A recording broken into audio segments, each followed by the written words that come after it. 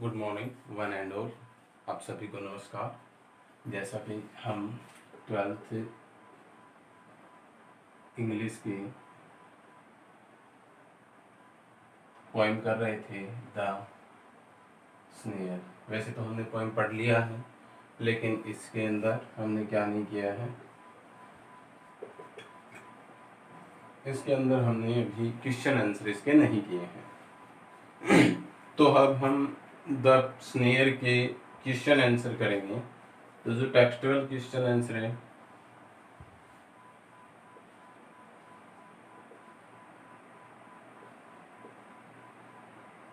Answer देखेंगे first question से। देखेंगे क्वेश्चन आंसर में फर्स्ट क्वेश्चन देखेंगे। फर्स्ट क्वेश्चन में हमें क्या पूछा गया है। फर्स्ट क्वेश्चन में पोएट हमें क्या पूछता है, इसमें बुक में क्या पूछा गया है। क्वेश्चन फर्स्ट है, lines and words are repeated time and again, what is the purpose of the poet. I think मैंने ये क्वेश्चन आपको करवा दिया था। तो हम क्या बोल रहे थे कि शायद हमने ये क्वेश्चन कर लिया, लेकिन नहीं, ये क्वेश्चन हमने किया नहीं है। तो इस क्वेश्चन को करेंगे। सबसे पहले क्वेश्चन लिखेंगे, lines and words are repeated. Lines and words are repeated. Lines and words, lines and words are repeated. Words are repeated. Lines and words are repeated time and again. What is the purpose of the poet? Time and again. What is the purpose of the poet? What is the purpose of the poet. यहाँ पर जो पंक्तियां और जो शब्द हैं वो पुनरावर्तित हुए हैं। क्या हुआ है? रिपीटेड हुए हैं। तो उन रिपीटेड वर्ड्स का यहाँ पर क्या यूज हुआ है, क्यों ये वर्ड्स हैं वो रिपीट हुए हैं, और इससे कवि का क्या उद्देश्य है। तो आप लिखोगे, the poet want to express the pain of the trapped rabbit and the poet want to express the pain of the rabbit and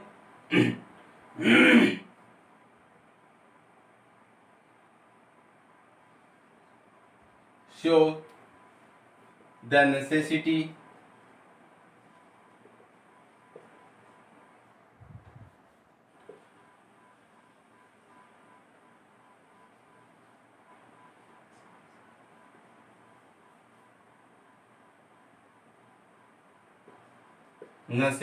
of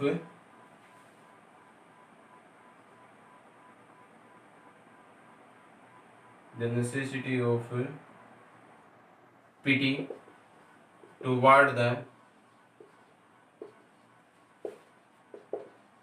animals। क्या लिखा है? The poet want to express the pain of the trapped rabbit and show the necessity of pity towards the animals। कि यहाँ पर कवि ने क्या प्रदर्शित किया, यहाँ पर कवि उस जाल में फंसे हुए खरगोश के, जाल में जो फंसा हुआ खरगोश था,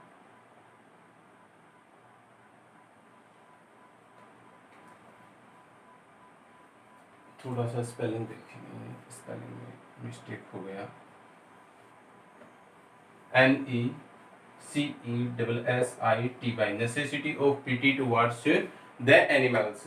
The poet wanted to express the pen of the trapped rabbit and show the necessity of pity towards the animals। कि यहाँ पर कवि ने क्या किया है, कवि यह चाहता है, कवि है वो उस खरगोश का दर्द या जो उस खरगोश में पीड़ा थी उस पीड़ा को, जाल में फंसे हुए खरगोश की पीड़ा को व्यक्त कर रहा है, और वह यह दर्शाता है या दिखाना चाहता है कि जानवरों के प्रति हमें क्या होना चाहिए, दयालु होना चाहिए। जानवरों के प्रति हमें दयालु होने की आवश्यकता है, उसको यहाँ प्रकट किया गया है। So lines and words, so lines and words are repeated time and again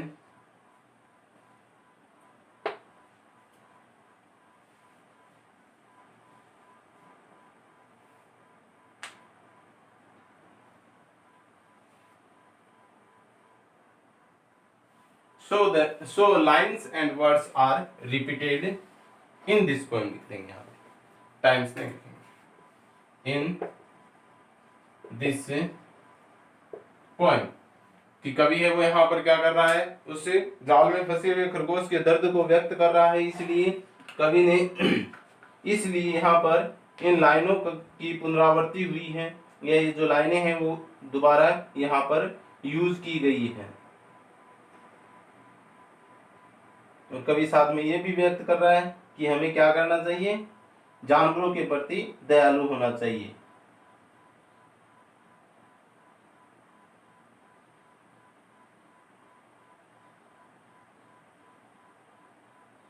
अगला क्वेश्चन देखेंगे, what purpose does the conjunction but. Question है what purpose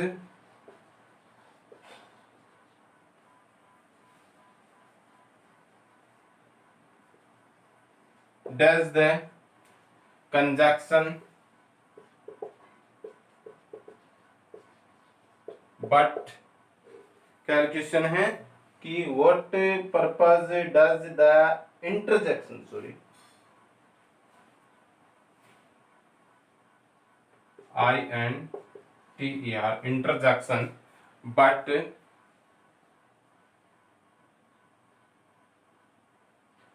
serve in the poem, serve in the poem।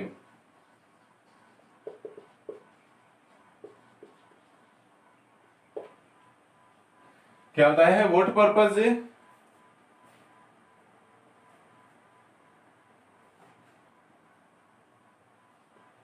what purpose does the interjection what serve in the poem।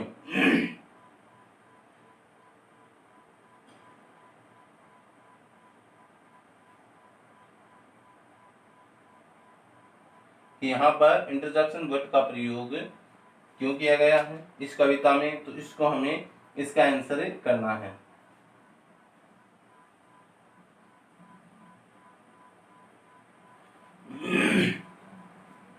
तो आप answer लिखोगे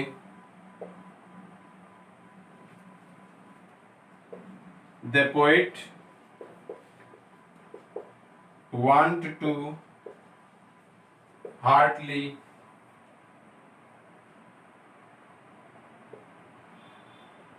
help the trapped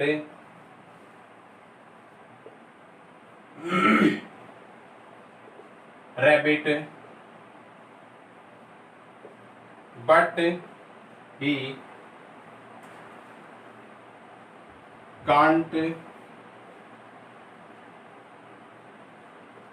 cannot find the palace where the rabbit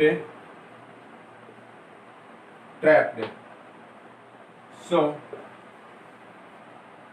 the interjection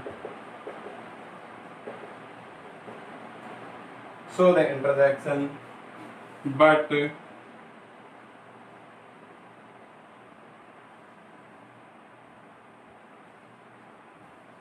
serve here।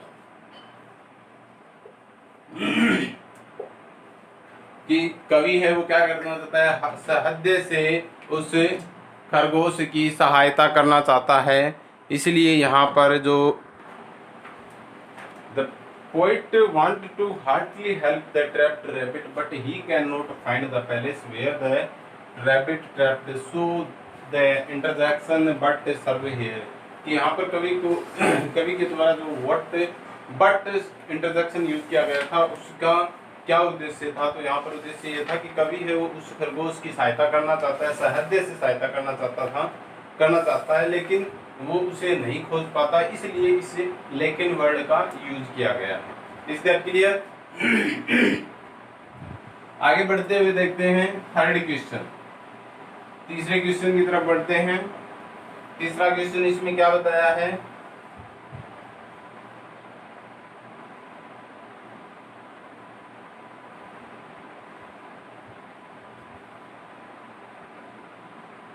find the words or phrase dispatching the condition of the rabbit। तो हमें question लिखना है what find the words or phrases, find the words or phrases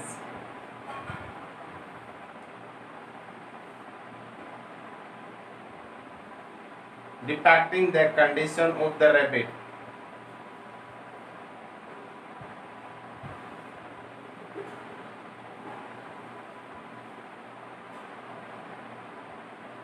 Depicting the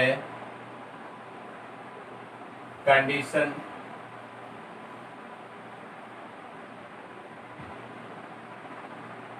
of the rabbit।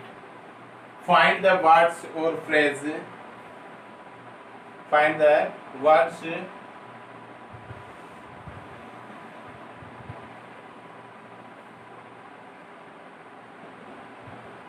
or phrase depicting the condition,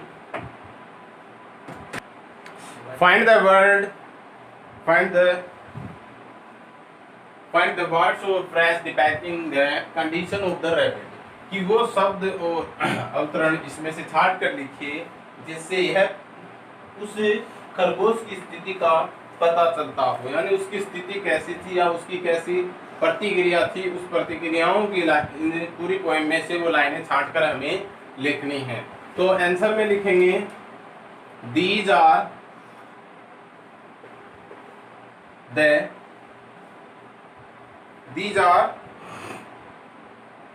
cry of pain,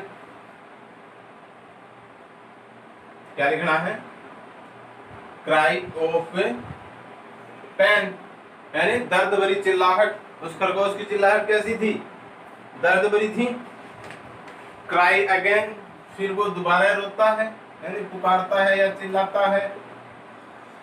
cry of pain, cry again, crying on the frightened air,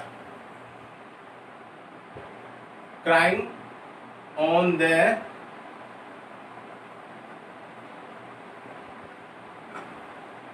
frightened air,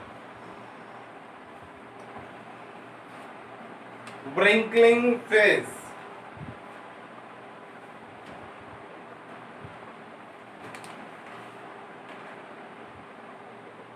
wrinkling face,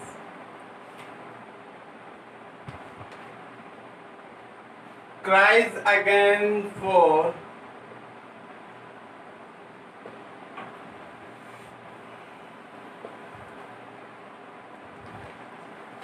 and these are cry of pain कि वो शब्द कौन कौन से थे, दर्द भरी चीख, cry again पुनः चीखना या पुनः निकली हुई चीख,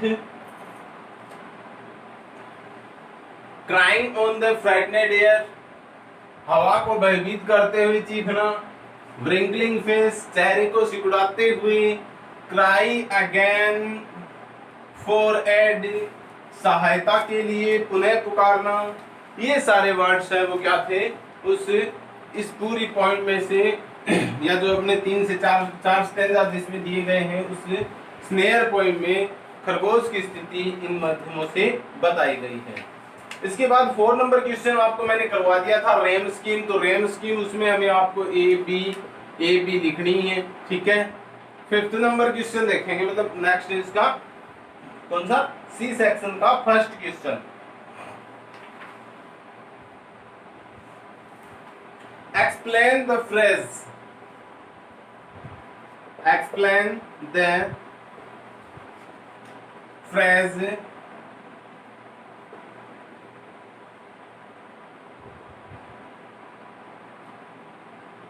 frightened air, explain the phrase frightened air।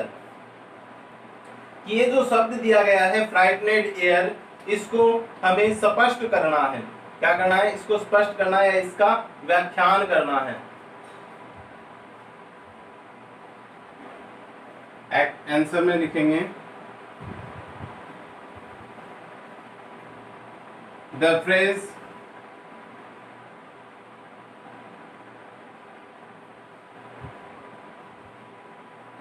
frightened air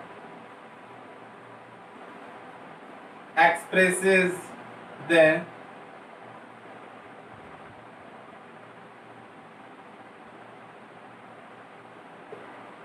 fairness, environment of the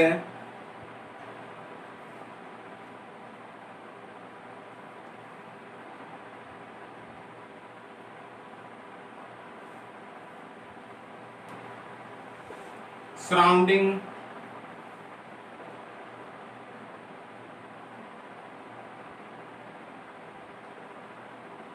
area। The phrase frightened air expresses the fairness,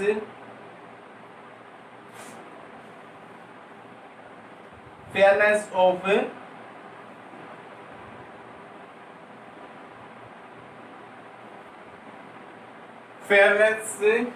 environment of the surrounding area by the painful cry of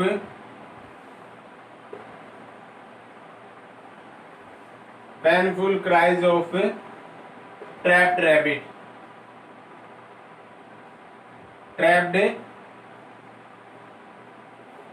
rabbit।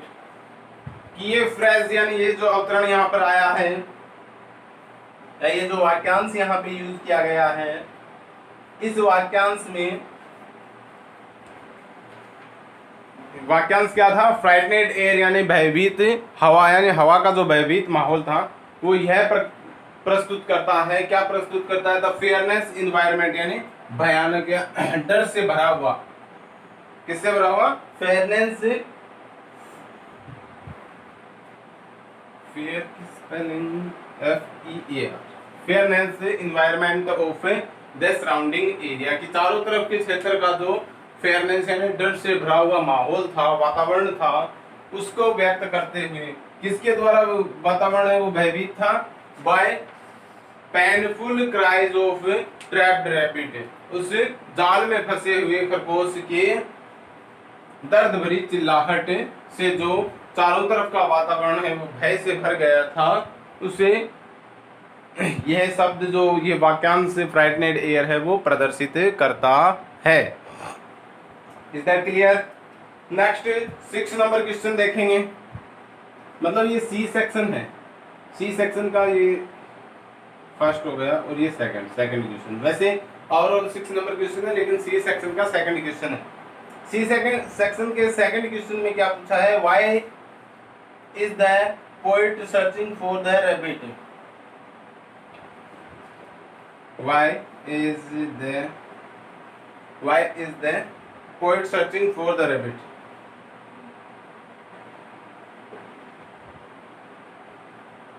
Searching for the rabbit, कि कवि है वो क्यों खरगोश को ढूंढ रहा है या खोज रहा है, क्या कारण था कि वो उसे खोज रहा है। तो आप लिखोगे आंसर में हमें लिखना है The poet searching the rabbit because it is catch in a net and crying for help. So the poet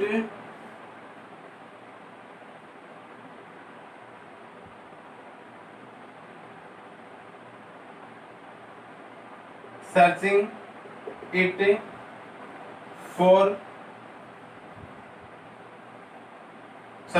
for help it, इसलिए कवि है वो उसको उसकी सहायता के लिए उसे सहायता करने के लिए उसे ढूंढ रहा है.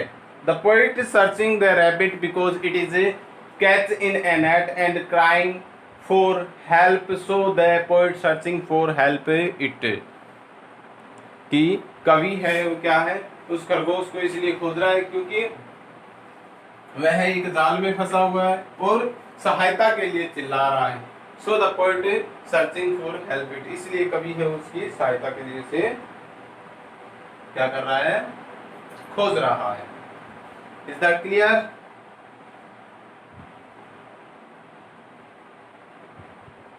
नेक्स्ट इसका थर्ड क्वेश्चन देखेंगे. थर्ड क्वेश्चन है who is afeared and why, कि कौन भयभीत है और वो भयभीत क्यों है.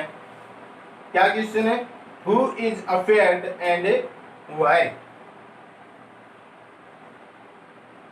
हु इज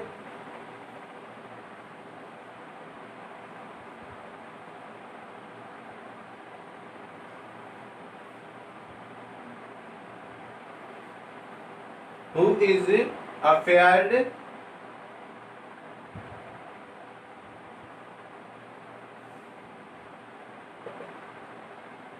and why, कि कौन भयभीत है और क्यों भयभीत है. भयभीत कौन है और क्यों है, तो आंसर क्या लिखेंगे, कौन था भयभीत. द रैबिट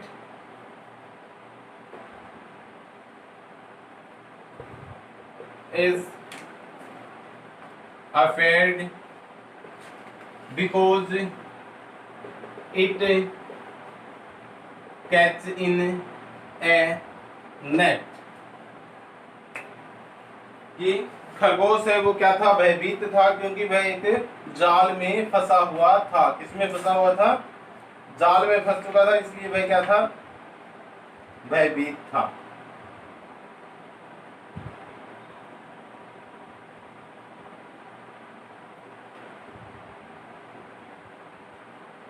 कौन फंसा हुआ था, खरगोश है वो कहाँ फंसा हुआ था, एक जाल में फंसा हुआ था, इसलिए वह क्या था, भयभीत था.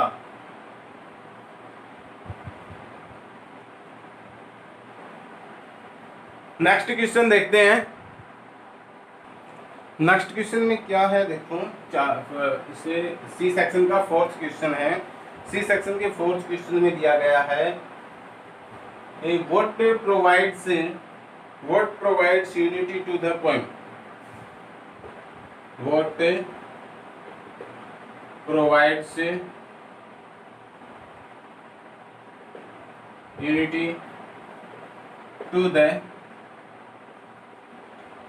poem, कि इस कविता को एकांक या यूं मान लीजिए कि एकता के सूत्र में कौन बांधता है या क्या बांध, किसके माध्यम से एक रूपता में बंधता है. तो इसे हम क्या लिखेंगे, टेल रैम और एंड रैम. टेल रैम या end rhyme is provide unity to the poem, कि इस कविता में टेल रैम और एंड रैम जैसे तुकबंदी है वो इस कविता को क्या करती है, इस कविता को एकांक या फिर एकता के सूत्र में बांधती है। टेल रैम और एंड रैम दोनों का प्रोनाउंसिएशन होता है तुकांत, यानी किसी भी कविता का तुकांत जो होता है। जैसे मैंने आपको बताया कि फर्स्ट स्टेंजा की जो लास्ट लाइन है वो सेकंड स्टेंजा की फर्स्ट लाइन हो जाती है, और सेकंड स्टेंजा की जो लास्ट लाइन है वो थर्ड स्टेंजा की फर्स्ट लाइन हो जाती है। वो टेल रैम और एंड रैम में आ जाता है। यानी फर्स्ट की एंड है वो अगले में क्या है, पुंछल के रूप में यानी जुड़ती चली जाती है। ये पुंछल रैम यानी तुकबंदी, और ये तुकांत यानी तुकबंदी का अंत। पुंछल और तुकबंदी का अंत यानी कि माध्यम से जुड़ता चला जाता है, यानी एक पंक्ति दूसरी पंक्ति से जुड़ती चली जाती है। वो क्या होती है, टेल रैम और एंड रैम का प्रयोग होता है। और इसी टेल रैम और एंड रैम से इसी कविता को क्या मिला है, एक रूपता मिली है या एकत्व बताया गया है, या इसमें एकता प्रदर्शित की गई है, जिसके माध्यम से कवि ने अपने आंतरिक और आंतरिक मर्म को व्यक्त किया है। आई थिंक आज के लिए 8 क्वेश्चंस काफ़ी होंगे। बाकी क्वेश्चंस जो है वो हम नेक्स्ट वीडियो में देखेंगे। अगर कुछ भी अच्छा लगा हो तो लाइक बटन जरूर दबाइए।